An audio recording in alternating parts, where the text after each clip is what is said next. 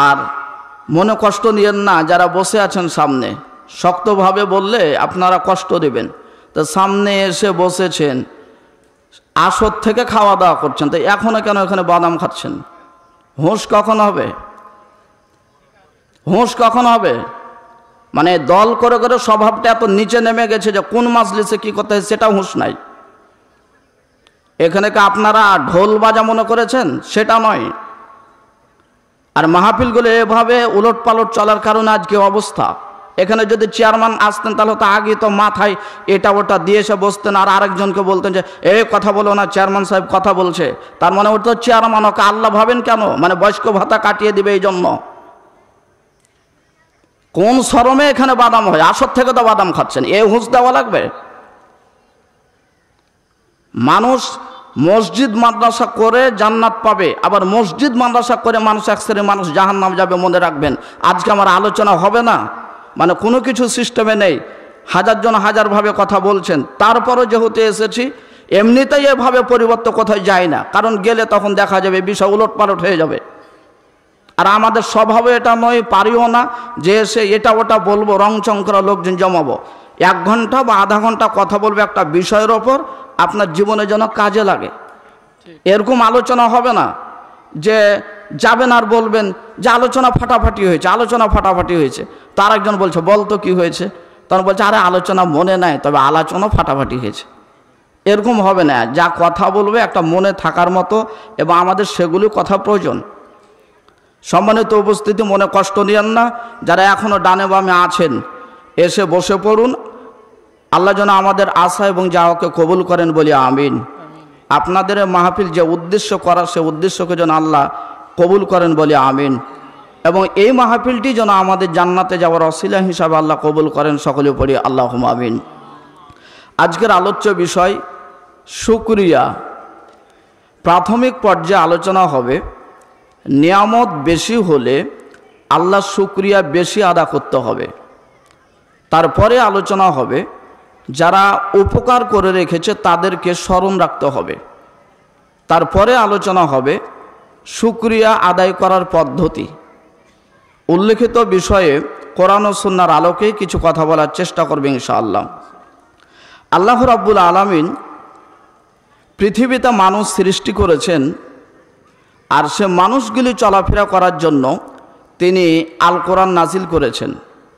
যদি এমনটা হতো যে তিনি সৃষ্টি করলেন মানুষ আর বিধান হলো অন্যজনের, তাহলে মিল খেত না। একটা মানুষ কিভাবে চলবে, কিভাবে খাবে, তার সমস্যা কোথায়, সমস্ত সমস্যার সমাধানকে কোড করে এই পৃথিবীতে আল্লাহ কোরআন নাজিল করেছেন। তার মানে যেটা আপনার সমস্যা তার সমাধান এখানে আছে। কিন্তু আমরা কোরআনের সমাধান পাবো কিভাবে? কোরআন তো অনেকে পড়তেই জানি না। কোরআনের সমাধান নিব কিভাবে? কোরআনে বিশ্লেষণ করব কিভাবে? কোরআন অনেকেই পড়তেই জানি না। কিভাবে মাথায় এটা চলে আসলো যে ইংলিশ, গণিত, রসায়ন, পদার্থ এগুলো পড়তে 30 বছর সময় লাগে, আর কোরআন পৃথিবীর শ্রেষ্ঠ কিতাব, সেটা নাকি 5 বছর পড়লেও হয়ে যায়? কিভাবে হবে? অথচ আল্লাহ তাআলা প্রথম যে আয়াত নাজিল করেছিলেন সেটা হলো ইকরা বিসমি রাব্বিকাল্লাযী খলাক, পড়ো তোমার প্রভুর নামে যিনি সৃষ্টি করেছেন। আর তার বহুদিন পরে নাজিল করেছেন আফালা ইয়াতাযাক্কারুন আল কোরআন আফালা ইয়াতাদাব্বারুন আল কোরআন। তারা কি কোরআন গবেষণা করবে না? তারা কি কোরআন নিয়ে চিন্তা ভাবনা করবে না? তার মানে আগে পড়া তারপরে গবেষণা করা। তা আগে যদি পড়তেই আমরা না জানি তাহলে গবেষণা হবে কিভাবে? সম্মানিত উপস্থিতি, এই জন্য নিজ ছেলে নিজ মেয়ে এমনকি নিজেই কোরআনের 2-4টা সূরা পড়ব, শিখব। বয়স নেই তবুও শিক্ষার চেষ্টা করব। যারা ছেলেকে মেডিকেল সায়েন্সে বড় বড় ডাক্তার বানিয়েছেন, কোনো অসুবিধা নেই, বানাতে পারেন, বৈধতা আছে। তবে যদি এরকম হয় যে MBBS পাস করার পরে সে আল্লাহকে ডাকার মতন একটা সূরা জানে না, তাহলে টাকা সব বৃথা গেছে। যাই হোক, সময় সাপেক্ষ কথা হবে ইনশাআল্লাহ। আল্লাহ রাব্বুল আলামিন তিনি বলছেন লাইন শাকারতুম লাযিদান্নাকুম, যদি তোমরা শুকরিয়া আদা করো তাহলে আমি তোমাদের নিয়ামত বাড়িয়ে দেব, আর যদি কুফরি করো তাহলে আমার শাস্তি কঠিন। নিয়ামত কাকে বলে? নিয়ামত বলা হয় মা ইয়াতামাত্তাউ বিহিল ইনসান। নিয়ামত বলা হয় মানুষ যা উপভোগ করে তাকে নিয়ামত বলে। সেটা আপনি দেখতে পান বা নাই পান। তাহলে আপনার গরু ছাগল চাউল খাওয়া দাওয়া শরীরের সুস্থতা সব কিছুই আপনার আমার জন্য নিয়ামত। যে সূর্য চন্দ্র সব কিছু দেখছি এগুলোও আমাদের জন্য নিয়ামত। আমার শরীরের মধ্যে আপনার শরীরের মধ্যে এমন কিছু রগরেশা আছে যেগুলো মনে হচ্ছে আপনি আমি জানি না, কিন্তু সেগুলো আছে, সেগুলো আমাদের জন্য নিয়ামত। মানুষের উচিত হবে যখন নিয়ামত পাবে তখন সেই নিয়ামতের সুন্দর করে শুকরিয়া আদা করা। কিন্তু বাংলাদেশে উল্টো হয়, নিয়ামত যদি বেশি হয় তাহলে শুকরিয়া করার বিপরীতে সে ক্ষমতা দেখাবে। আমরা আয়াত দিয়ে আলোচনায় যাই। পৃথিবীতে নবী ছিলেন দাউদ আলাইহিস সালাতু ওয়াস সালাম। দাউদ আলাইহিস সালাতু ওয়াস সালামকে আল্লাহ রাব্বুল আলামিন তিনি একটা রাস্তা শিখিয়ে দিয়েছিলেন, কাজ শিখিয়ে দিয়েছিলেন। যদিও কিছু কথা আছে তাফসিরের মধ্যে, তারপরে দাউদ আলাইহিস সালাম তিনি চিন্তা করলেন যে তিনার কাজের মধ্যে কোন কাজটা খারাপ হতে পারে। তাই তিনি একদিন একজনকে জিজ্ঞাসা করলেন যে তোমাদের এখন বর্তমান সময়ের শাসককে, দায়িত্বশীলকে, তো ওনার কোন কাজগুলো ভালো কোনটা খারাপ। তখন বললেন যে ওনার সবই ভালো, তবে একটা ভালো না, সেটা হলো যে সরকারি ফান্ড থেকে খায়। তখন সে আল্লাহর কাছে দোয়া করলো যে আল্লাহ আমাকে কিছু কাজ শিক্ষা দিন। তখন আল্লাহ তাকে শিক্ষা দিলেন কাজ, সেটা কি, যে আলান না লাহুল হাদিদা, আমি তার জন্য লোহাকে নরম করে দিলাম। আপনি যে লোহাকে পিটিয়ে পিটিয়ে সোজা করতে পারেন না, বাঁকা করতে পারেন না, সেই মওজেজা আল্লাহ তাকে এমন মওজেজা দিলেন যে তিনি লোহাকে যদি এইভাবে হাত দিয়ে চিপা দেন তাহলে হাতের আঙ্গুল দিয়ে ফাঁক দিয়ে পানি হয়ে তরল পদার্থ হয়ে লোহাগুলি পড়বে। সেখান থেকে তিনি হাঁড়ি বড় বড় ডেকচি বানা শুরু করলেন, বিক্রি করা শুরু করলেন। তো পৃথিবীর বুকে অতীত থেকে নিয়ে বর্তমান পর্যন্ত যত কিছু গুরুত্বপূর্ণ কাজ আছে সব কাজগুলি লোহার সাথে যুক্ত। স্টিমার বলেন, বাখিরা বলেন, জাহাজ বলেন, প্লেন বলেন, যত উল্লেখযোগ্য জিনিস আছে সবগুলি লোহার সাথে যুক্ত। এত ক্ষমতা দাউদ আলাইহিস সালামকে আল্লাহ দান করলেন। তারপরে দাউদ এক সময় কোনো সময় বলেননি যে আল্লাহ এত বড় শক্তি আমাকে দিয়েছেন আমি পাশের বাড়িটার সাথে অন্যায় করব, তিনি এমনটা করেনি। বরং তিনি নিয়ামত পাওয়ার কারণে আল্লাহর শুকরিয়া বেশি আদা করেছেন। আর আপনি নেতা ভালোই ছিলেন আগে, যেদিন নেতা হয়েছেন সেদিন ভাষাটা চেঞ্জ হয়েছে। আপনি গরিব মানুষ ছিলেন, বাড়িতে ভাত ছিল না, টাকা পয়সা ছিল না, হঠাৎ কোনোভাবে ছেলেকে বিদেশ পাঠিয়েছেন। এখন ছেলে বিদেশ থেকে টাকা পাঠায়, আপনার মুখের ভাষা শুকরিয়া নাই, আপনি বলেন আমরা নদীর মাছ ছাড়া খাই না। ভাষাটা চেঞ্জ হয়ে গেছে। নবী ছিলেন সুলাইমান আলাইহিস সালাতু ওয়াস সালাম। সময় পেলে কথা হবে ইনশাল্লাহ। তবে যেমন আমি আপনাদের সাথে কথাও বলছি তেমন পিছনে টানও আছে, কখন শেষ হয় আমার আজ টাইমও নাই, মানে আলোচনা কিভাবে কোন দিকে যাবেন। তো যাই হোক, সুলাইমান আলাইহিস সালাতু ওয়াস সালাম তিনি এক সময় যাচ্ছেন, তার সাথে তার সেনা সদস্যরা আছেন। তো সুলাইমান আলাইহিস সালাতু ওয়াস সালামকে আল্লাহ তাআলা কিছু মুজিজা দিয়েছিলেন। তার মধ্যে একটা ছিল তিনি পিঁপড়ার ভাষা বুঝতেন, তিনি পাখির ভাষা বুঝতেন। তো সুলাইমান তিনি রাস্তা দিয়ে চলে যাচ্ছেন, কিছু দূর সামনে একটা পিঁপড়ার লিডার, ওই গর্তের বাইরে সবাই ছিল। এবার পিঁপড়ার লিডার বলছে যে ওই যে দেখো সুলাইমান এবং তার সঙ্গীর সাথে আসছে, তোমরা স্ব গৃহে প্রবেশ করো, যদি প্রবেশ না করো তাহলে হতে পারে সুলাইমান এবং তার সঙ্গীর সাথে অজ্ঞত সারে তোমাদেরকে পিছে ফেলে চলে যাবে। তখন সুলাইমান আলাইহিস সালাম কথাটি শুনতে পেলেন। তখন সুলাইমান আলাইহিস সালাম সেখানে যে পিঁপড়ার লিডারকে ধরে বলছে, ও পিঁপড়ার নেতা, তুমি কি জানো না আমি হলাম আল্লাহর বিশিষ্ট সালিম নবী সুলাইমান আলাইহিস সালাম, আমি কারো প্রতি অন্যায় অত্যাচার করি না। তখন পিঁপড়ার লিডার উত্তর দিচ্ছেন যে আপনি কি বুঝতে পারেননি? আমি তো বলিনি যে আপনি ইচ্ছাকৃত অন্যায় করে আমাদেরকে শেষ করে যাবেন। আমি বলেছি অজ্ঞাত সারে, হতে পারে একটা কাজে যাচ্ছে, বুঝতেই পারবে না, আমরা ছোট ছোট জন্তু বুঝতে পারবে না, তার জন্য পিপিলিকাকে আমাদেরকে পা দিয়ে পিছে চলে যাবে। তখন সুলাইমান আলাইহিস সালাম বলছেন, রব্বি আউজিনি আন আশকুরা নি'মাতাকা আল্লাতী আন'আমতা আলাইয়া, হে আল্লাহ তুমি আমাকে যে নিয়ামত দিয়েছ সেই নিয়ামতের শুকরিয়া আদায় করার সুযোগ করে দাও, কারণ এত বড় নিয়ামত দিয়েছ। এখন বর্তমান সময়ে আমি সুলাইমান ছাড়া পিঁপড়ার ভাষা বুঝবে এমন কোনো একজন ব্যক্তি নাই যে পিঁপড়ার ভাষা আমি বুঝতে পারি।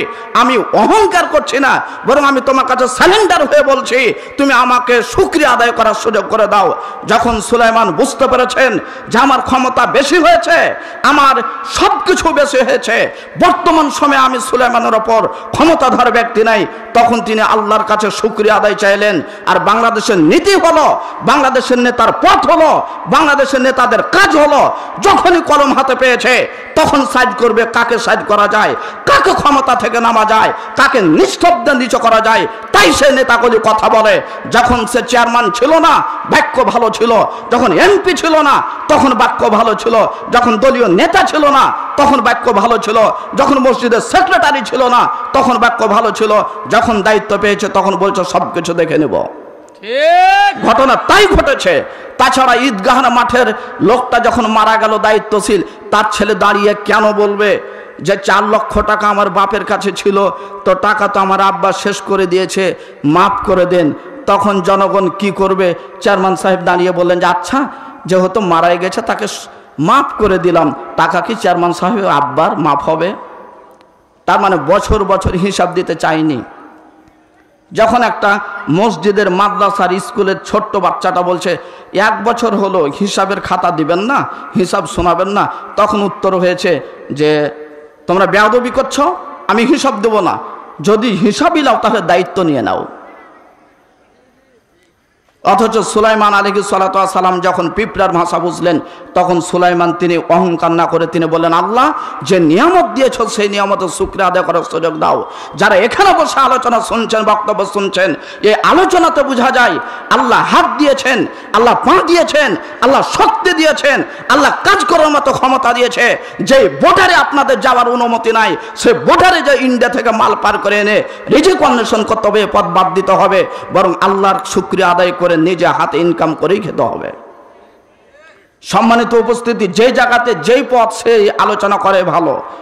সম্মানিত উপস্থিতি, যে কথা বলছিলাম, সুলাইমান আলাইহিস সালাতু ওয়াস সালাম তিনি আল্লাহর কাছে শুকরিয়ার জন্য দোয়া করলেন, ক্ষমতা চাইলেন। কারণ আল্লাহ যদি ক্ষমতা না দেয় তো আলহামদুলিল্লাহ শব্দটা মুখ থেকে বের হবে না। তাই সুলাইমান তিনি বললেন, আল্লাহ পিঁপড়ার ভাষা বুঝলাম, সেহেতু তুমি আমাকে শুকরিয়া আদায় করার সুযোগ করে দাও, তাওফিক দান করো। তাওফিক মানুষ আল্লাহর কাছে চেয়ে নিতে হয়, তাওফিক নিজের থাকে না। তাওফিক মানে আপনার ইচ্ছা একটা ছেলে সন্তান নিব, তো সন্তান তো আপনার হাতে নেই। আপনার ইচ্ছা ছেলেটাকে মদিনা ইউনিভার্সিটিতে পড়াবো, কিন্তু ক্ষমতা তো আপনার নেই। তাই আপনাকে মসজিদে বসে, বাড়িতে বসে, রাতে বসে সালাত পড়ে বা দোয়া করতে হবে এভাবে যে আল্লাহ যে ছেলে দিয়েছো সে ছেলেকে মদিনাতে পড়ার সুযোগ করে দাও, যে মেয়ে দিয়েছো তাকে সুন্দর পরিবেশে থাকার সুযোগ করে দাও, আমাকে যে শরীর দিয়েছো সে শরীর সুন্দর করে যেন রাখতে পারে সে সুযোগ করে দাও। আল্লাহ চোখ দিয়েছো, চোখ যেন ভালো কাজে ব্যবহার করতে পারে সেই সুযোগ করে দাও।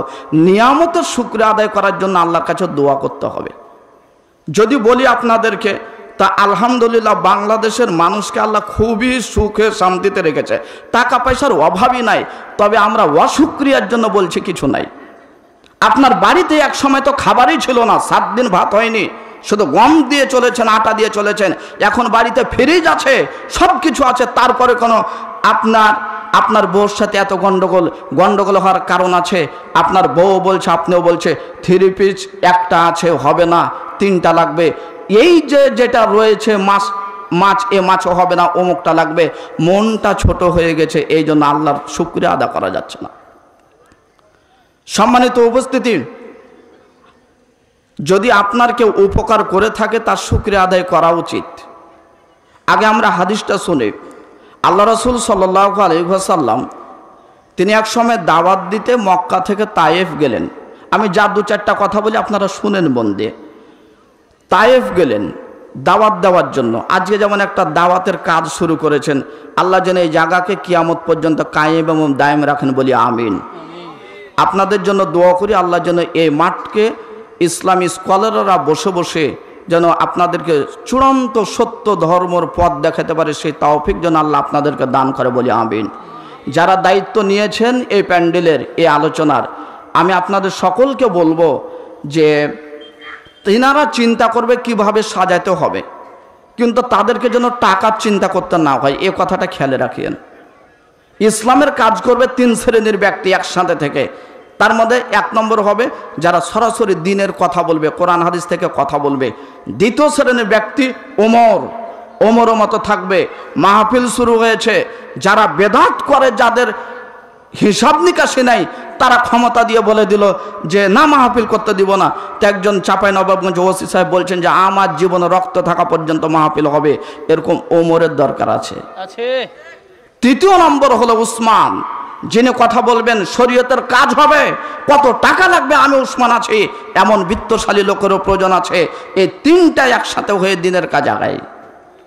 যারা এই কাজ শুরু করেছেন আলহামদুলিল্লাহ, আজকে একজন আসবেন, কালকে একজন আসবেন, এবং এটা যত সুন্দরভাবে সাজিয়ে গুছিয়ে আপনারা করতে পারেন। এবং মাথায় রাখতে হবে যে এখান থেকেই, এই কাজগুলি থেকেই যেন আল্লাহ তাআলা আমাদেরকে জান্নাতে যাওয়ার তৌফিক দান করেন। সম্মানিত উপস্থিতি, আপনার ভাই, আপনার আব্বা, আপনার আত্মীয় স্বজন কেউ যদি কোনো বিষয়ে সহযোগিতা করে, তার শুকরিয়া আদায় করা উচিত, তাকে হিসাব করা উচিত, তার কথাটা স্মরণ রাখা উচিত। আমরা একটু চলি সহিহ বুখারীর হাদিস। আল্লাহ রাসূল সাল্লাল্লাহু আলাইহি ওয়াসাল্লাম তিনি মক্কা থেকে তায়েফে দাওয়াত দিতে গেলেন।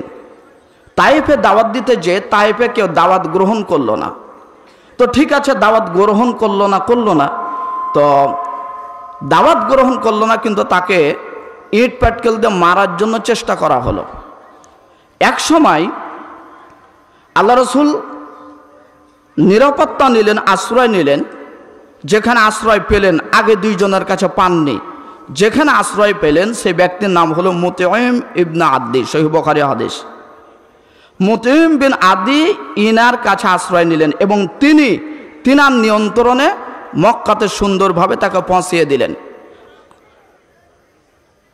যখন তিনি আল্লাহ রাসূল মক্কায় চলে আসলেন, মক্কা থেকে কিছুদিন পরে আবার তিনি মদিনায় হিজরত করে গেলেন। সম্মানিত উপস্থিতি, আপনারা সামনে যারা বসে আছেন, যারা ক্যামেরাম্যান আছে, তারা তাদের মতো কাজ করুক, আপনি কথাগুলো শুনেন। মানে কথা যদি ছন্দ ছাড়া হয়ে যায় তাহলে বোঝা যাবে না। আর আমি তো সরাসরি হাদিস থেকেই কথা বলছি। তো রাসূল সাল্লাল্লাহু আলাইহি সাল্লাম যখন তায়েফ থেকে ফিরেন, তখন তায়েফ থেকে কিছু যুবক তাকে হত্যা করবে বা তায়েফবাসী হত্যা করবে। রাসূল সাল্লাল্লাহু আলাইহি সাল্লামের সাথে মক্কা থেকে কেউ সাথে যায়নি।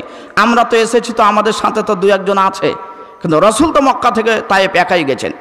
যখন ফিরবেন তখন আল্লাহ রাসূল বললেন যে আচ্ছা, তোমরা দাওয়াত গ্রহণ করলে না, অসুবিধা নেই, তবে এ কথাটা কাউকে বলিও না, আমি চলে যাচ্ছি। তারা উল্টো কাজ করলো কি, যুবকদেরকে লেলিয়ে দিল।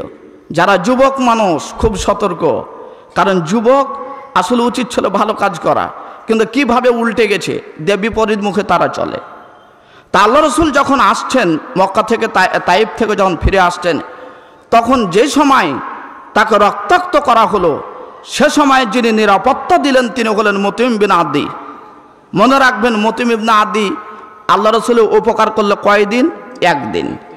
এবার আল্লাহ রাসূল মক্কা থেকে মদিনায় চলে গেলেন হিজরত করে। মদিনাতে থাকাকালে যখন বদর যুদ্ধ অনুষ্ঠিত হলো, বদর যুদ্ধ বললেই আবার মনে কষ্ট নিয়েন না, জিহাদ বললে মনে কষ্ট নিয়েন না। জিহাদ একটা শরীয়তের অংশ। কেউ যদি জিহাদকে অস্বীকার করে তাহলে মুসলিম থাকবে না।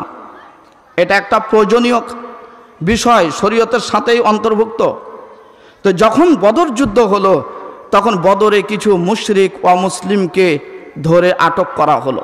আমি আপনাকে বুঝাচ্ছি, কেউ কোনো উপকার করলে তার উপকার আপনাকে মনে রাখা উচিত। এবার যখন বদরের সেই অমুসলিমগুলিকে আটক করা হয়েছে, তখন একটা হিসাব হলো যে কেউ যদি ফিদিয়া দেয় তাহলে তাকে মুক্তি দেওয়া হবে। একটা পরিমাণ মতো টাকা লাগবে, তাকে সে টাকাটা দিলে তাকে মুক্তি দেওয়া হবে, অথবা তাকে যেটা আইন আছে সে আইন অনুযায়ী কাজ করা হবে।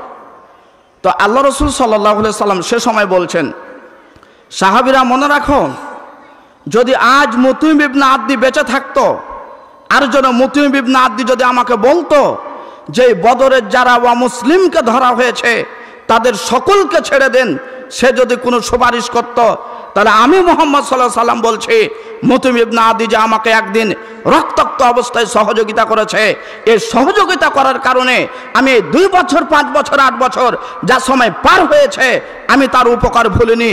তার এই উপকার করার কারণে আমি তাদের সকলকে আজকে মুক্তি ঘোষণা করতাম। তাহলে এখন হাদিসটার বিশ্লেষণে আসেন, আল্লাহ রসুলের উপকার করেছে মুতিম ইবনে আদি কয়দিন?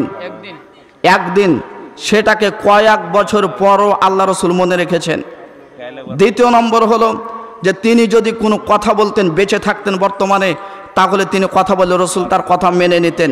তাহলে মুতিম ইবনে আদি একদিন উপকার করলো আল্লাহ রসুলের, আর আল্লাহ রসুল তার উপকারকে কিভাবে মনে রাখলেন।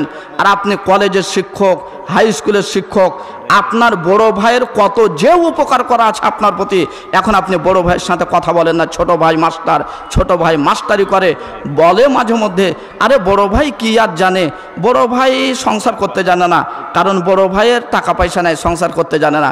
মূলত বড় ভাইয়ের সংসার হয়নি আপনাকে পড়ানোর জন্যই।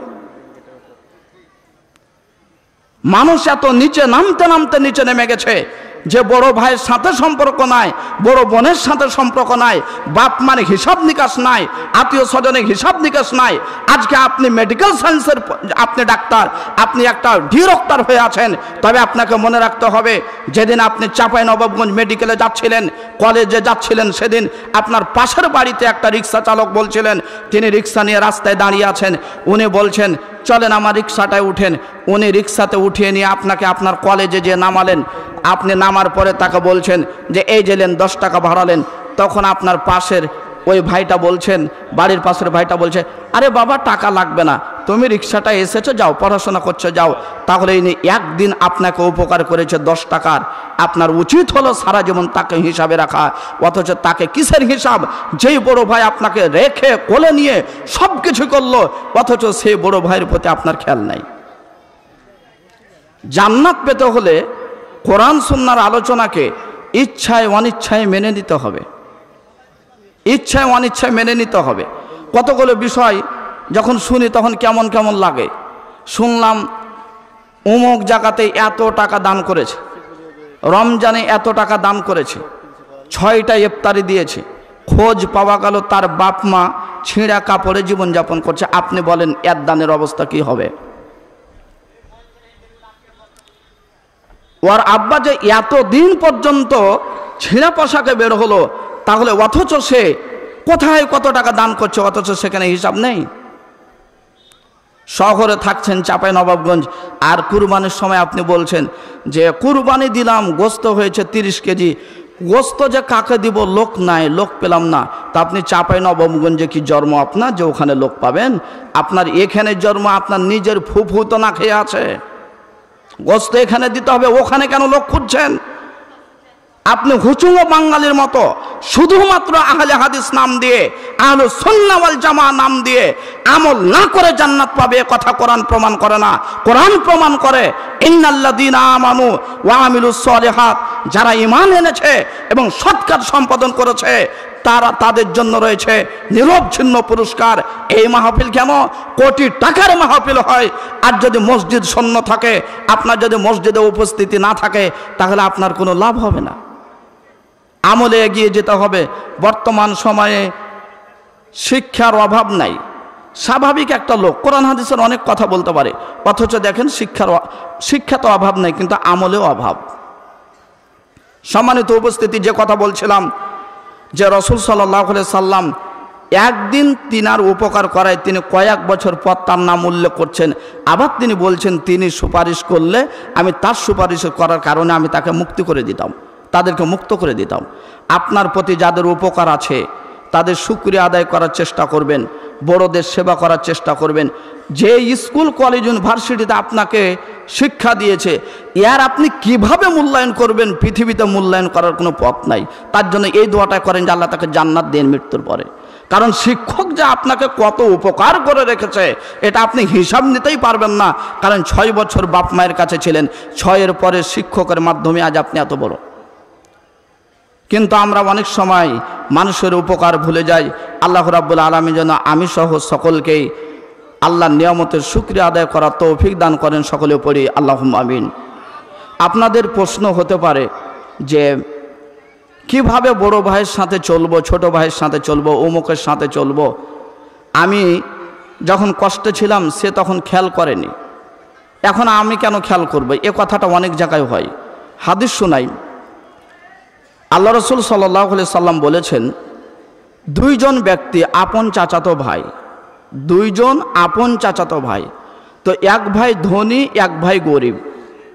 যেমন আমাদের মধ্যেও অনেক আছে যে কেউ ধনী কেউ গরিব, এমনটা আছে। তো এক ভাই ধনী এক ভাই গরিব। তো যিনি গরিব, ওই গরিব ভাই ধনী ভাইয়ের কাছে যে বলছেন, ভাই কিছু আমাকে খাবার দেন বা টাকা দেন, বাড়িতে কোনো খাবার নেই। তো এই ধনত্ব ভাই বলছেন যে না, তোমাকে আমি কিছু দিতে পারবো না।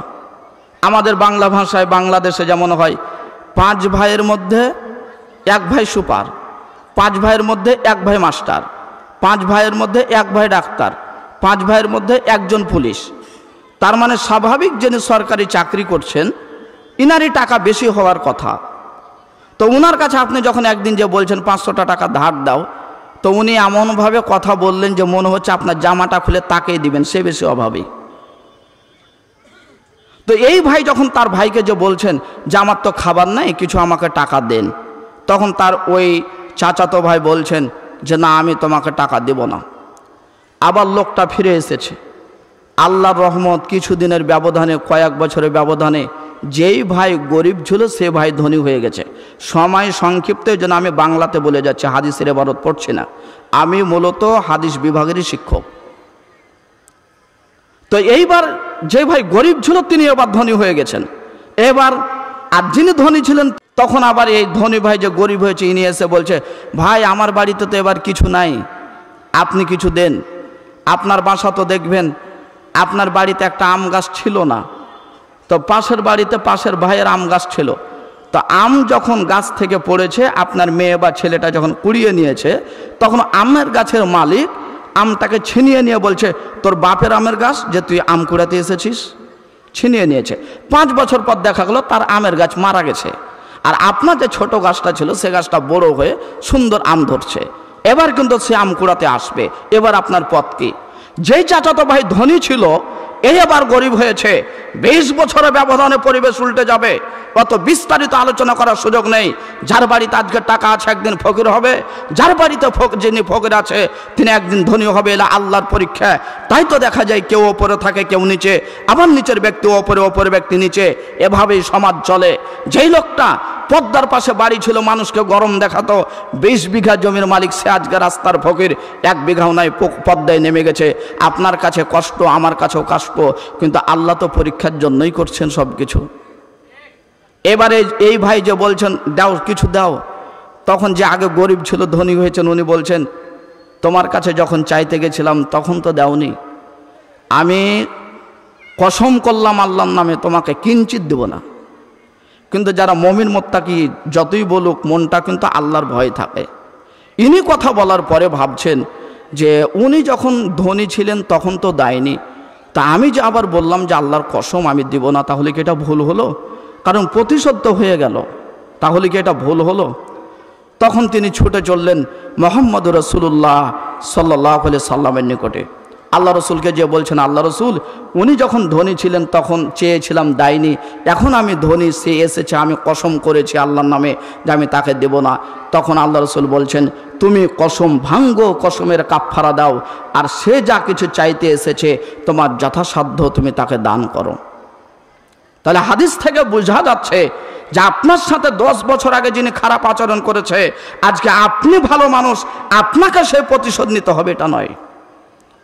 যে লোকটার বাড়িতে আমের গাছ ছিল না, সেই লোকটা আপনার বাড়িতে ছিল না, আজ আপনার বাড়িতে আমের গাছ, তার বাড়িতে আমের গাছ মারা গেছে, সে আসার আগেই আপনি বলেন আপনার বাড়িতে আম নেই, আমি আপনার বাড়িতে আম পাঠিয়ে দিচ্ছি, আপনি খান, সে নিজে নিজে লজ্জা পাবে, এটাই স্বাভাবিক। তবে আপনার এই হিসাব হবে না যে আমি দিব না, আপনি এক সময় আমাকে দেননি, এক সময় তার পুকুর ছিল না, আপনার পুকুর ছিল না, তার পুকুর ছিল, সে পুকুরে মাছ মারত আপনার পাশে বাড়ি, কিন্তু আপনার ছেলে ছোট বাচ্চাটা পুকুরের পাশে দাঁড়িয়ে আছে, আপনার ছোট বাচ্চা মাঝে মধ্যে বলছে আঙ্কেল একটা মাছগুলা দেন, আমি বাড়ি নিয়ে যাব। তখন আপনার ছেলেকে আপনার ভাই বলছে, হুঁশ নেই, তোমার বাপ খেতে পায় না, এখানে মাছ চাইতে পাঠিয়েছে, 6 দিন বলেছে, আপনিও কান্না করেছেন, আপনার বউ কান্না করেছে, আপনার ছেলে কান্না করেছে, একটা মাছ না দেওয়ার কারণে আজকে তার 10টা পুকুর নষ্ট হয়ে গেছে। আজকে আপনি 5টা পুকুরের মালিক, আপনি ওই যে মাছ দেয়নি আপনাকে, আজকে আপনি মাছ মারলে তার বাড়িতে পাঠান, এটা শিক্ষা দেন মুহাম্মদুর রাসূলুল্লাহ সাল্লাল্লাহু আলাইহি ওয়াসাল্লাম। সম্মানিত উপস্থিতি, এইভাবে সামনে চলতে হবে আমাদেরকে। আর এই ধরনের মাহফিলে যদি আসেন, কোনো সবাই মাথায় রাখবেন না বড় মানুষ আসলে বড় সম্মানের কথাই স্বাভাবিক, বড় মানুষ আসলে তাকে বড় সম্মান করতে হবে, এটাই স্বাভাবিক। তবে তার মানে এটা নয় যে বড় মানুষ ছাড়া আমরা কোরআন হাদিসের আলোচনা কারো কাছে শুনবো না। ঘটনা যদি তাই ঘটে তাহলে ওটা কোন আলোচনাতে যাবে আপনারাই জানেন, আমার থেকে খুব ভালো বুঝেন। বাংলাদেশে কিছু মানুষ আছে হাদিস কোরআন পড়তে না পারলেও ফতোয়া দিতে পারে ভালো, যার ফলে চাঁপাইনবাবগঞ্জে শত ফতোয়াতে সমস্যা হয়ে আছে, শত বিষয়ে সমস্যা হয়ে আছে। বাংলাদেশের আলেম যারা রয়েছেন তারা যদি সত্যকার আল্লাহকে ভয় করে কথা বলতেন তাহলে পাবলিক একটা শান্ত পরিবেশে থাকতো। কিন্তু কোরআন হাদিস থেকে যারা কথা বলে তারাই বর্তমানে বিপদে আছে, যারা মাইনাস পয়েন্টে কথা বলে তাদের সংখ্যাই বেশি। আমি আপনার এখানে এসে পল্লী এলাকাতে বললাম, একজন মানুষ যদি মারা যায়, তার জানাজা হয়, তাহলে তার জানাজার সামনে একজন ব্যক্তি কথা বলবেন, ইমাম কথা বলবেন। কিন্তু আমি বলার পরে আপনার পাশের একজন ব্যক্তি বললেন, দলীয় ব্যক্তি, আরে বলেন কি, এটা প্রয়োজনীয় জায়গা, নেতা মারা গেছে, তার বিষয়ে কিছু কথা বলতেই হবে। তাই তো সিরিয়ালভাবে 20 জন ব্যক্তি কথা বলছে 5 মিনিট করে, মাইয়াতকে সামনে রেখে 5 মিনিট করে কথা বলছে। একটা গরিব মানুষ রিক্সা চালক বলছেন যে, এই ভাই, সময় যে পার হয়ে গেল, 10টায় জানাজা, 10:15 বেজে গেল। তখন ওই ইমাম সাহেব বলছেন, চুপ করেন, এটা হলো আজকে তার জীবনের শেষ দিন, একটু টাইম যেতেই পারে, আচ্ছা মেনে নিলাম। কিন্তু যেদিন রিক্সা চালক মারা গেছেন সেদিন ওই ইমামে বলছেন, সময়ের দাম আছে, যথাসময়ে জানাজা হতে হবে। তার মানে এই ধরনের আলেমকে তার জিহ্বাকে এটা বলবে। সম্মানিত উপস্থিতি, কাজেই মানুষ যে যাই করুক না কেন, আপনি সঠিকের ওপর থাকার চেষ্টা করবেন, আল্লাহ যেন কবুল করেন। সকলে পড়ি আল্লাহুম্মা আমিন। তাহলে আমরা এতটুকু বুঝতে পারলাম যে আমাদের সাথে যারা অন্যায় করে রেখেছে, আমরা অন্যায়ের প্রতিশোধ নিতে পারলেও তাদেরকে ক্ষমা করা উচিত। কাজেই একসময় আপনার মাহফিল, আপনার মসজিদের 10 জন খুব বিরোধিতা করেছে, কিন্তু আপনার পাশে আছে, আপনি কথা বলিয়ে না, আপনি কেন কথা বলবেন না? আপনার আচরণে তারা আপনার কাছে আসবে। আল্লাহ রসুল সাল্লাল্লাহু আলাইহি সাল্লামের সাহাবী যারা ছিলেন তারা অনেক এলাকায় গেছেন, তাদের কথা, তাদের চলাফেরাতেই মানুষ মুগ্ধ হয়ে যেতেন। সম্মানিত উপস্থিতি, তাহলে যে কথা বলছিলাম যে আমরা যদি নিয়ামত পাই তাহলে নিয়ামতের জন্য শুকরিয়া আদায় করতে হবে। নিয়ামতকে সামনে রেখে নিয়ামতের কারণে অহংকারী হওয়া যাবে না। যেমনভাবে দাউদ আলাইহিস সালাম, সুলাইমান আলাইহিস সালাম, তিনি নিয়ামত পেয়ে আল্লাহর কাছে দোয়া করেছেন যে আল্লাহ তুমি শুকরিয়া আদায় করার ক্ষমতা দান করো, কিন্তু তিনারা অহংকারের পথে যায়নি। আপনারাও যখন বিশেষ বিশেষ নিয়ামত পাবেন, এমনিতেই আছি আলহামদুলিল্লাহ, আরও যত নিয়ামত পাবো আল্লাহ যেন শুকরিয়া আদায় করার তৌফিক দান করেন। সকলে পড়ি আল্লাহুম্মা আমিন। সাথে সাথে যে হাদিসটি পড়লাম, আপনার সাথে যারা খারাপ আচরণ করে রেখেছে তাদেরকে খারাপ আচরণ দিয়েই প্রতিশোধ নিতে হবে এমনটা নয়। আল্লাহ রসুল বরং তাকে বললেন যে তুমি কসমের কাফারা দাও এবং সে যা চাইতে এসেছে তাকে যথাসাধ্য দান করো। তোমাকে এক সময় দেয়নি, কিন্তু তুমি তাকে দাও। আল্লাহ যেন আমি সহ আপনাদের সকলকে আমল করার তৌফিক দান করেন বলে আমিন। আমরা শুকরিয়া আদায় করার পদ্ধতি মাঝে মধ্যেই আমরা মুখে মুখে বলি যে শুকরিয়া আদায় করতে হবে, কিন্তু আসলে কি পদ্ধতিতে শুকরিয়া আদায় করতে হবে? আমরা রাস্তাঘাট যে কোনো জায়গায় বলি যে এই আল্লাহ শুকরিয়া আদায় করো, মানুষের কৃতজ্ঞতা প্রকাশ করো, আল্লাহ তোমাকে কত নিয়ামত দিয়েছেন, নিয়ামতের শুকরিয়া আদায় করো। কিন্তু কথাটা বলি, কিন্তু আসলে কি শব্দ দিয়ে বা কোন পদ্ধতিতে আমরা শুকরিয়া আদায় করব? 1 নম্বর, আলহামদুলিল্লাহ, এই বাক্যটুকু দিয়ে আমরা আল্লাহ শুকরিয়া আদায় করব। যে কোনো সময় আপনার যে কোনো নিয়ামত আপনি বলবেন আলহামদুলিল্লাহ। আপনি ঘুমিয়েছেন, ঘুম থেকে উঠে আপনি বলবেন আলহামদুলিল্লাহ, আলহামদুলিল্লাহিল্লাযী আহইয়ানা বা'দা মা আমাতানা ওয়া ইলাইহিন নুশুর। ওখানেও আল্লাহর নবী শুকরিয়ার পথ শিখিয়ে দিচ্ছেন। কেন? আপনি ওখানে মারা গেছিলেন, আপনার রুহুটা ফিরে নাও আসতো, কিন্তু আবার ফিরে এসেছে। তাই তিনি দোয়া শিখিয়ে দিচ্ছেন যে সমস্ত প্রশংসা সে আল্লাহ, যিনি আমাকে আমার মৃত্যুর পরে আবার পুনরায় জীবিত করলেন। তাহলে আমরা যে কোনো সময় যে কোনো জায়গাতে আমরা আল্লাহর প্রশংসা করব আলহামদুলিল্লাহ এ বাক্যটুকু দিয়ে।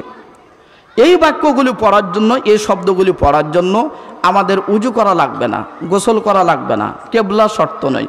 যে কোনো পরিবেশে যেভাবে থাকি না কেন আমরা পড়ব। অনেক কাজ আছে যেগুলোতে উজু শর্ত আছে, গোসল শর্ত আছে, কেবলা শর্ত আছে, কিন্তু এই দোয়াগুলি পড়ার জন্য কোনোই শর্ত নেই। বরং যখন যে অবস্থায় থাকবেন সে অবস্থাতে আপনি আল্লাহ শুকরিয়া আদায় করবেন, বলবেন যে আলহামদুলিল্লাহ, আল্লাহ যে নিয়ামত পাচ্ছে আলহামদুলিল্লাহ, যে কোনো সময় বলবেন। কিন্তু আমরা এই শব্দটুকুও অনেক সময় বলতে ভুলে যাই, কারণ শয়তান তো ডানে বামে সব সময় থাকে। এই জন্য ধাক্কাধাক্কিতে, শয়তানের ধাক্কাতেই দেখা যায় যে এই শব্দটুকু বলতে ভুলে যাই। তো অনেক সময় খাবার শুরুতে যে বিসমিল্লাহ বলতে হবে, এই দোয়াটাও খেতে বসে ভুলে গেছে। তাই আল্লাহ রসুল আবার ওখানে একটা দোয়া দিয়েছেন যে ভুলে গেলে আবার অন্য দোয়া পড়ো, তবুও পড়ো। তা আমি যেটা বলছিলাম যে 1 নম্বর হলো যে আল্লাহ শুকরিয়া আদায় করব আলহামদুলিল্লাহ বাক্য দিয়ে। আমি খুব আলোচনা সংক্ষিপ্ত করে নিয়ে আসছি, মূল কথাগুলি বলছি। আমি জানি যখন আপনাদের লোক সংখ্যা ক্লিয়ার হবে, আপনারা আসবেন, তখন আমার আলোচনার সময় শেষ হবে। তো 1 নম্বর আমরা শিখলাম কি, যে আলহামদুলিল্লাহ শব্দ দিয়ে আল্লাহ শুকরিয়া আদা করব। সম্মানিত মা ও ভগ্নীগণ, আপনার বাড়িতে অনেক কিছু আছে, কিন্তু আপনি কোনোভাবেই অশুকরিয়া হয়েন না। আপনি একটু আল্লাহ শুকরিয়া আদায় করতে শিখুন। আপনি একটু মা আয়েশা রাদিয়াল্লাহু আনহার মতো আপনার মনটা করুন। আপনার স্ত্রী, আমার স্ত্রী যদি আয়েশার নিয়মে চলতো তাহলে আমাদের পেরেশানিটা কমে যেত। আয়েশার চিন্তা চেতনা আর আমাদের বউদের চিন্তা চেতনা আলাদা। আয়েশাদের চিন্তা চেতনা ছিল পরকালমুখী, আর আমাদের স্ত্রীদের চিন্তা চেতনা হলো সবসময় দুনিয়ামুখী। কই একদিন তো বলছে না যে আমি যে রুমে সলাৎ পড়ছি সেই রুম এলোমেলো হয়ে আছে, তুমি টাইলস করে দাও। আমি যেই মসজিদে সলাৎ পড়ি সেই মসজিদ তো সমস্যা হচ্ছে, সেই জায়গা ঠিক করে দাও। কিন্তু ঠিকই বলছে যে যেটা ফ্রিজ আছে, এই ফ্রিজটা অনেক দিন হয়ে গেল, 10 বছর হয়ে গেল, এই ফ্রিজের কালার নষ্ট হয়ে গেছে, এটা হঠাৎ আর একটা নতুন ফ্রিজ এনে দাও। অথচ আয়েশা রাদিয়াল্লাহু তাআলা আনহা পরিবারের ক্ষেত্রে স্বামীর কাছে কোন ধরনের কথাগুলি বলতেন দেখেন। আয়েশা একদিন আল্লাহ রসুলকে বলছেন যে আল্লাহ রসুল, আমার একটা ইচ্ছে আপনি কি পূরণ করবেন? নাসাইতে হাদিসটি কিতাবুল হজ্জে পাবেন। আয়েশা বলছেন আল্লাহ রসুলকে যে আল্লাহ রসুল, ইন্নী উরিদু আন আদখুলাল বাইত, আমার ইচ্ছা যে আপনি আমাকে নিয়ে যে কাবা ঘরের ভিতরে প্রবেশ করিয়ে 2 রাকাত সালাত আদায় করার সুযোগ করে দেন। ইচ্ছাটা কেমন? আর আপনার বউ কি বলেছে, আমার বোন কি বলেছে যে 6 বছর পারে হয়ে গেল, একবারও ঢাকার পার্কে নিয়ে যাবে না, তোমার চাচাতো ভাই নিয়ে গেছে। আয়েশার কোনো হিসাবই নেই, আয়েশার কোনো পোশাক বলে কথা নয়, কোনো খাবার বলে কথা নয়, কোনো ফ্রিজ বলে কথা নয়। আয়েশা এমন একটা জিনিস চেয়েছে যেটা বাংলাদেশের বড় বড় জ্ঞানীরাও চাইতে ভুলে যায়, সেটা হলো আয়েশা চেয়েছে আল্লাহর নবী, আমার মনে বড় শখ, আপনি নিয়ে যে কাবা ঘরের ভিতরে প্রবেশ করিয়ে 2 রাকাত সালাত আদায় করার সুযোগ করে দেন। আল্লাহর নবীজি একবার বললেন না, এত দূরে নিয়ে যাওয়া যায়, এত কষ্ট করে পাথরে হাঁটা যায়। আল্লাহ রসুল বললেন চলো আয়েশা চলো। আয়েশাকে নিয়ে যে বললেন ফাদখুলিল হিজরা ফাইন্নাহু মিনাল বাইত, আয়েশা হাতিমে প্রবেশ করে, এটাই হলো কাবা ঘরের অংশ। যারা হাদিস বিভাগে পড়াশোনা করেন, হাদিসের শিক্ষক আছেন, বা যারা হজ করে এসেছেন, কাবা ঘরের উত্তর সাইডে একটা জায়গা ফাঁকা আছে যেটাকে হাতিম বলা হয়, আরবিক শব্দে বলা হয় হিজর। ওই জায়গাটা ফাঁকা আছে, ওই জায়গাটা কাবা ঘরের অংশ। তওয়াফ করলে বাহির দিয়ে তওয়াফ করতে হয়, ভিতরে ঢুকলে তওয়াফ বাতিল হতে পারে, কারণ এটা কাবা ঘরেরই অংশ। তারা ওই জায়গাটা মসজিদ বানাতে পারেনি। কেন পারেনি? তারা ফেন্সি ডিলের টাকা দিবে না, হারাম টাকা দিবে না, নষ্ট টাকা দিবে না। তাদের অনুযায়ী যতটুকু হালাল টাকা ছিল সে অনুযায়ী তারা মসজিদ করেছে। আর আজকে বর্তমান সময়ে মসজিদের মাহফিলে আলেমের কোথায় সম্মান গেল? আরে যেই মসজিদের আলোচনা চলছে সেই মসজিদের পাশে কামিল মাদ্রাসার যিনি প্রিন্সিপাল আছেন, যার উপর শরীয়ত নির্ভর করে, যার কাছে 10 জন মানুষ শরীয়ত শিখে, সেই কামিল মাদ্রাসার প্রিন্সিপালটা কোনোভাবে দাওয়াত পায়নি, কিন্তু দাওয়াত পেয়েছে চাঁপাইনবাবগঞ্জের ওই লোকটা যিনি লক্ষ লক্ষ কোটি কোটি হারাম সুদের সাথে জড়িত, যিনি আসলে 1 লক্ষ টাকা মসজিদে দান করবে, তাই ওই নিয়তে তাকে মসজিদের প্রধান অতিথি বানিয়েছে। ঘাস দিয়ে তাকুয়া ফিরে আসবে। 1 সেকেন্ডের জন্য আল্লাহ রসুল কারো কাছে এরকম টাকার কাছে নত হননি। আর আপনি তো তার কাছে নত। 500 যোগ্য আলেম আছে, তাদের দাওয়াত নাই কেন? অথচ যিনি ওই সুদের সাথে জড়িত, তাকে দেখতে পাচ্ছি সুদের ব্যবসা করছে, তার বাড়িটা সুদের, তার ব্যবসাটা সুদের, তার ঘুষের চাকরি আছে, লক্ষ লক্ষ টাকা জনগণের মাইর খাচ্ছে, তারপরে তিনি পোস্টারের সর্বপ্রথম অতিথি হিসাবে এই মসজিদ তার টাকাতে তৈরি করে আপনি তাকুয়া কিনছেন নাকি লোকজনকে দেখাতে বোঝাচ্ছেন? পৃথিবীর আপনার এলাকার আলেমকে বুঝাবেন, আমি গোলাম রব্বানী আমাকে ফতোয়া বুঝাতে হবে না, আপনি কোরআন হাদিস দেখেন তারপরে কথা বলেন। সময় এমন হয়ে যাচ্ছে, যারা সম্মান পাওয়ার যোগ্য তারা কোথায়? তাদের সম্মান নেই। এরকম বড় বড় মাহফিলে যারা বুখারী হাদিস পড়াবে তারা থাকবে আলোচক। এখানে শত শত মানুষ আসবে, যেখানে সত্য সঠিক কথা বলা হবে, যাতে করে মানুষ শুনে যেয়ে তারা দিন প্রচার করতে পারে। অথচ অনেক সময় দেখা যায় অনেক জায়গায় যাকে বক্তব্য দিতে বলা হয়েছে, যে হাদিসটা পড়লো, যে আয়াত পড়লো, সেটা সে নিজেই জানে না ওটার হুকুম কি আছে, হুকুমটা আছে ঠিক নাকি হুকুমটা রহিত হয়ে গেছে সে নিজেই জানে না। শুধু ইউটিউবে যে দেখেছেন, ইউটিউবে আনন্দ লিখেছে, ঝাঁকি লেগেছে, তাই তো জনগণ আজ পর্যন্ত জীবনে 60 বছরের লোক, 20 বছরের লোক, 40 বছরের লোক আজকে মাহফিলে বসে সামনে বসে বাদাম খাচ্ছেন। তার মানে এ মাহফিলে বসার আদবও শিখেননি। মনে কষ্ট নেবেন না, কথা কিছু বলার ছিল কিন্তু সময় সংক্ষিপ্ত। বলছিলাম সম্মানিত মা ও ভগ্নীগণ, আয়েশা চাইলেন রসুলের কাছে কাবা ঘরের ভিতরে প্রবেশ করার সুযোগ। আপনার স্বামীকে আপনি বলবেন 50 লক্ষ টাকা ব্যাংকে জমা আছে, এবার চলো সামনে রমাজান বা যে কোনো সময়ে 3 লক্ষ টাকা খরচ করে স্বামী স্ত্রী দুইজন কাবা ঘরের পাশে থেকে ইবাদত করে আসব, এটা হবে যোগ্য স্ত্রীর পরিচয়। মনে কষ্ট নেবেন না, আয়েশা যে দাবিটা করেছিলেন রসুলের কাছে কাবা ঘরের ভিতরে প্রবেশ করা, সেই কাবা ঘরের ভিতরে বাংলাদেশের একজন যোগ্য আলেম তিনি সরাসরি কাবা ঘরের ভিতরে প্রবেশ করার সুযোগ পেয়েছিলেন, শাইখ দেলোয়ার হোসেন সাঈদী। মুসলিম ভাই হিসাবে বলছি, দল হিসাবে বলছি না, মুসলিম ভাই হিসাবে বলছি। মানুষের ভুল ত্রুটি থাকতে পারে, আল্লাহ যেন তাকে জান্নাতবাসী করেন। কিভাবে সে লোকটার বিষয়ে আপনি বলে দিলেন যে লোকটা ছিল জেনাকাত দেখে এসেছিলেন? আমি গোলাম রব্বানী কেন, সারা পৃথিবীর মানুষ যেখানে যে কাবার ভিতরে কোটি কোটি টাকা খরচ করে সৌদি বাদশাহ অনুমতি প্রদান করবে না, সে জায়গায় আল্লাহ তাকে বিশেষ রহমতে ঢোকার প্রবেশ করার সুযোগ দিয়েছেন। সে লোকটাকে কোন শরমে ঘেরা করে রাখলেন? উচিত ছিল তাকে ফাঁকা রেখে তার দিনের পথে বাধা না দেওয়া। আপনারা জানেন আমি শিক্ষক মানুষ, কাকে দল হিসেবে বলছি না, তবে সত্য কথা এটাই। আল্লাহ তাআলা তাকে এত সম্মান দিয়েছিলেন। সম্মানিত উপস্থিতি, যে কথা বলছিলাম, সম্মানিত মা ও ভগ্নীগণ, আপনার স্বামীর কাছে দাবি করুন আয়েশার মতো দাবি। আয়েশা কোনোদিন 3 পেজের দাবি ছিল না, 4 পেজের দাবি ছিল না, ওই 14 তলা বাড়ি করতে হবে সে দাবি ছিল না। তবে আয়েশার দাবি ছিল কাবা ঘরের ভিতরে প্রবেশ করার। যে সমস্ত মা ও বোনেরা বক্তব্য শুনছেন, স্বামীকে বলেন আমি পাশের মসজিদে গেছিলাম, মসজিদে মুসল্লি সালাত আদা করতে পারে না, চাপাই নবাবগঞ্জে আমরা স্বামী স্ত্রী বড় ব্যবসায়িক মানুষ, টাকা পয়সা ভরপুর আছে, ওই মসজিদে চাইতে আসবে কেন? ওই মসজিদে চলো যাই, আমরা যে 3 লক্ষ টাকা দান করে আসি যাতে টাইলস হয়, জনগণ শান্তিতে যাতে সালাত আদা করতে পারে।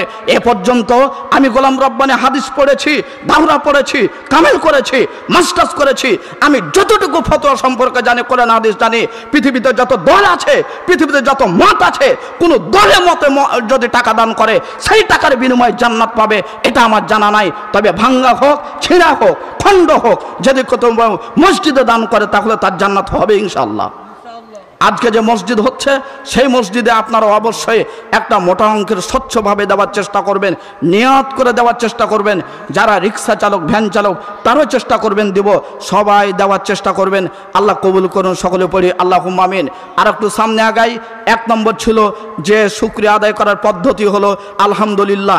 যে কোনো সময় যে কোনো পরিস্থিতিতে আপনি মাঝে মধ্যে বলবেন, খেয়েছেন বলবেন আলহামদুলিল্লাহ, পাস করেছেন বলবেন আলহামদুলিল্লাহ, শান্তিতে আছেন বলবেন আলহামদুলিল্লাহ, সুস্থতায় আছেন বলবেন আলহামদুলিল্লাহ, সব কিছু মিলে বলবেন। শুকরিয়া আদায় করার 1 নম্বর পদ্ধতি হলো আলহামদুলিল্লাহ। যার উজু লাগবে না, যার গোসল লাগবে না, যার কেবলা লাগবে না, সুন্দরভাবে আলহামদুলিল্লাহ যে কোনো সময় পড়তে পারেন। 2 নম্বর হলো সিজদায়ে শুকুর। এটা যদি প্রচলন না থাকে শুনে আমল করার চেষ্টা করবেন। সিজদায়ে শুকুর, শুকরিয়া আদায় করার জন্য সিজদা করা। সিজদার মর্যাদা অনেক বেশি। সিজদা করবেন আল্লাহর কাছাকাছি, সিজদা করবেন না নাস্তিকে পরিণত হবেন। দলিল সহিহ বুখারীর হাদিস। আল্লাহ রাসূল একদিন সূরা নজম তেলাওয়াত করছেন। সূরা নজমে একটা সিজদার আয়াত আছে। আপনারা জানেন কোরআনে কিছু আয়াত আছে যে আয়াতগুলি সিজদার আয়াত, ওইগুলি পড়লে সিজদা করতে হয়। তো সূরা নজমের যখন সিজদার আয়াত আসলো তখন সবাই সিজদায় পড়ে গেল। আলোচনা শুনেন, প্রথম অংশ না শুনলে শেষ অংশ ভালো হবে না। এবার যখন সবাই সিজদায় পড়লো তখন তাদের মধ্যে একজন ব্যক্তি, কিছু ব্যক্তি পণ্ডিত থাকে না, কোরআন হাদিস পড়েনি বটে কিন্তু কথাটা খুব পণ্ডিতি। এখানে আপনারা মঞ্চ করেছেন, আপনারা এসেছেন, বসে আলোচনা শুনছেন, উনি বাহির থেকে বলছেন যারা আলোচনা কি শুনতে যাব, ওদের ইমান টিমানি ঠিক নাই, আমারই ইমান ঠিক আছে, অথচ নমাজের ধার ধারে না, কথাটা পণ্ডিতি আছে। তো আল্লাহ রাসূল সূরা নজম তেলাওয়াত করলেন, সবাই সিজদায় পড়লেন, একজন ব্যক্তি সিজদায় গেলেন না। উনি আবার দলিল পেশ করছেন এইভাবে, যখন তারা সিজদায় করলেন তখন উনি সিজদায় না যেয়ে তিনি কিছু মাটি, নিজে মাটি তুলে কপালে ঠেকিয়ে বলছেন এটাই আমার জন্য যথেষ্ট। হাদিসটা খুব ভালোভাবে শুনেন। তাহলে সিজদার আয়াত পড়ার পরে সব ব্যক্তি কি করলেন? সিজদায় গেলেন। আর ইনি আবার মাথাটা নিচে সিজদা না করে উনি বলছেন যে মাটিতে তোমরা সিজদা করলে ওই মাটিটাই তুলে আমি মাথায় দিলাম, একই সমান। সাহাবী বর্ণনা করছেন আল্লাহ রাসূল বলেছেন এই লোকটা জীবনের শেষ অবস্থায় কাফের অবস্থায় মৃত্যুবরণ করেছে। নাউজুবিল্লাহ। আল্লাহর পথকে নিয়ে হাসাহাসি চলে না, সিজদাকে নিয়ে হাসাহাসি চলে না। সিজদার মর্যাদা আলাদা। কেউ যদি সিজদা করে তাহলে মুসলিম হিসাবে জীবন কেটে যাবে, আর কেউ যদি সিজদাকে মান্য না করে তাহলে সে অমুসলিম হিসাবে শেষ জীবনটা যাবে। এই লোকটা কত বড় কথা বলল, যে মাটিতে তুমি মাথা দিচ্ছ সেই জায়গাতে আমি মাথা না দিয়ে ওই মাটিটা আমি কপালে ঠেকিয়ে দিলাম, এটাই যথেষ্ট। ইবলিসের মতনই তার কায়দা কানুন। মনে রাখবেন, যারা শয়তানি করে, ঝামেলা করে, তারা কিন্তু অশিক্ষিত নয়, তারা কিন্তু খুব শিক্ষিত।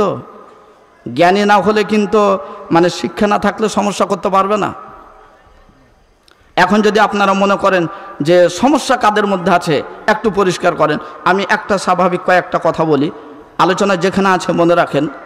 যদি বাংলাদেশে মনে করেন যে চোর কারা আছে, চোর এই জায়গাটা ধরবো, চোর কারা? বাংলাদেশের টাকা পয়সার অভাব নাই, তো চোর কোথায়? তো আমার মন বলে না যে আপনাদের এলাকায় যারা আছে, যদি বাংলাদেশ সরকার কালকে আইন পাস করেন যে যারা চুরি করবে তাদের আমি হাত কেটে নেব যদি পরিমাণ মতো হয়, তো আমার বিবেক বলে না যে এই এলাকার মানুষের যারা রিক্সা চালায়, ভ্যান চালায়, নদীতে মাছ মেরা খায়, তাদের হাত কাটা পড়বে, আমার বিশ্বাস নেই। তবে যারা বাংলাদেশের বড় বড় সরকারি চাকরিজীবী, তারা একজনও হাত টিকবে না, 199 জন ব্যক্তির হাত কাটা পড়বে, কারণ তারা কলমের খোঁচা দিয়ে কোটি কোটি টাকা তারা চুরি করে রেখেছে। তাই তো তারা বাংলাদেশের সামনে বসে বলছে কোরআনের আইন মানে জানো, হাত কেটে নেবে, কোরআনের আইন পাশ করতে দেওয়া যাবে না। তখন আপনারা না বুঝেই বলছেন কথা, তাই তো আমার ছেলে হাত কেটে যাবে। আরে পাগল, আপনার ছেলের হাত কেন কাটবে? আপনার ছেলে তো 10 টাকার ভাড়া মানলে 9 টাকা লাই, হাত কাটবে তো ওসিডিসির, আপনি কেন ভয়? বুঝতে ভুল হয়েছে। তাই যে যেখানে যেভাবেই থাকুক না কেন শান্তি পাবেন এই দল ওই দলকে নিয়ে নয়, শান্তি জিত নিতে হয় তাহলে ওই দলই যেতে হবে, ওই কথাই মানতে হবে, ওই চূড়ান্ত সিদ্ধান্ত নিতে হবে যে সিদ্ধান্ত দিয়েছিলেন বিশ্বনবী মুহাম্মদ রাসূলুল্লাহ সাল্লাল্লাহু আলাইহি সাল্লাম, আর সেটাই হলো খেলাফতের কাজ।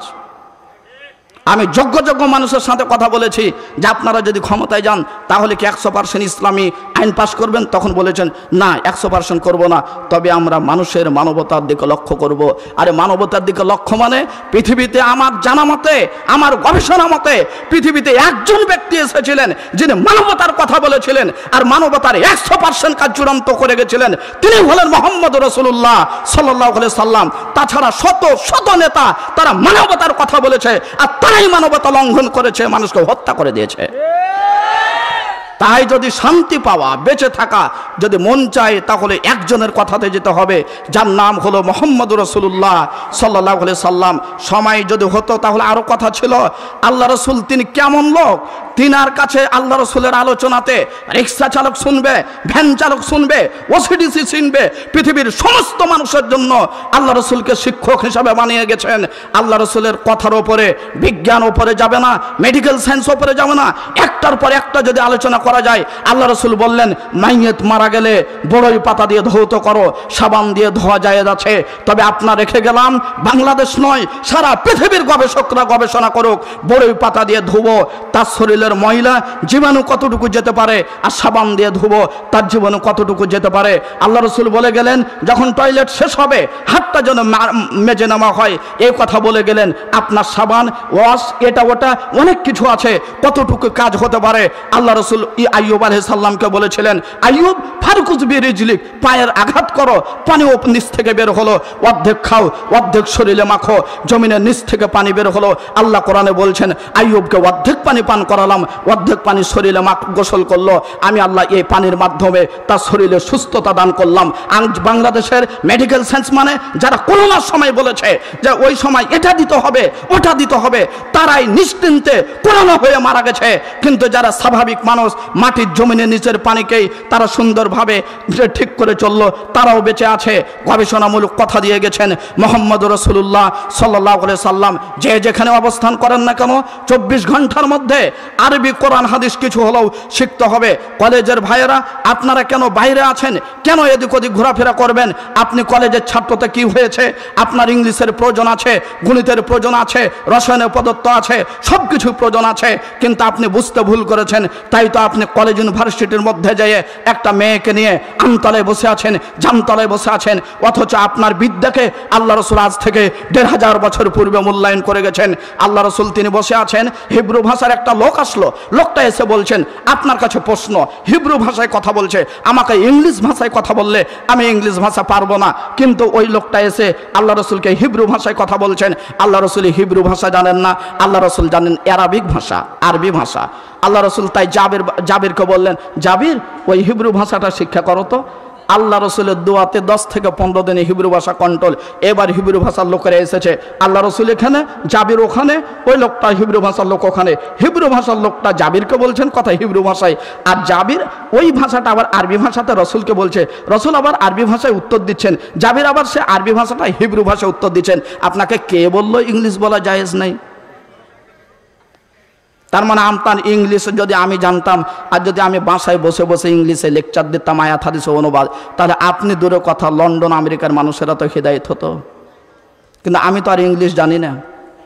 আপনি ইংলিশ পড়া মানুষ, আপনার শরীয়তের দাম আছে, আপনি এখানে ওখানে ছেলে মেয়ে কিনা ঘুরতে যায় না, সময়ের মূল্যায়ন করুন।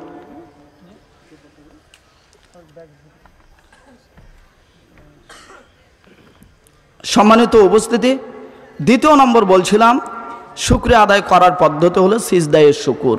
আলহামদুলিল্লাহর পরে হলো সিজদায়ে শুকুর।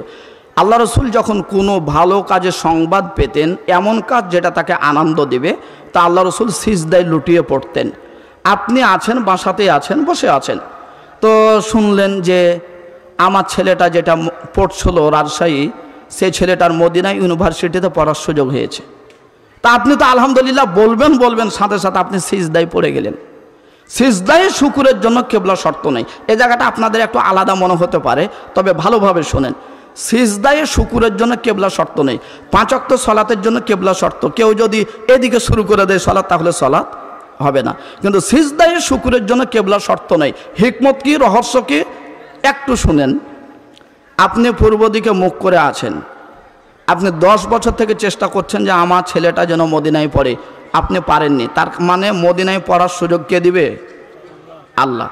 আপনি পূর্ব দিকে মুখ করে আছেন, হঠাৎ সংবাদ আসলো যে আপনার ছেলে মদিনায় গ্রহণ হয়েছে, মদিনায় সে চলে যাবে। তো আল্লাহ চাচ্ছেন যে তুমি তো পারোনি, পারবেও না, আমি আল্লাহ তোমার ছেলের এই কাজটা কবুল করেছি, কাজেই আমি এখন প্রশংসা নেব। আর এই প্রশংসা নেওয়ার জন্য আমি সেকেন্ডারি করব না। কাবা হলো আমার, তুমি হলে আমার, পৃথিবীর সব কিছু আমার। এখন যখনই তুমি এই সংবাদ পেয়েছ, পূর্ব দিকে মুখ থাকো আর উত্তর দিকে মুখ থাকো আর দক্ষিণ দিকে মুখ থাকো আর জমিতে থাকো আর পুকুরে থাকো, ঘাটে থাকো, যেখানে থাকো না কেন, যেমন এত শুভ সংবাদ পেয়েছ, সাথে সাথে তুমি সিজদায় পড়ে যাও।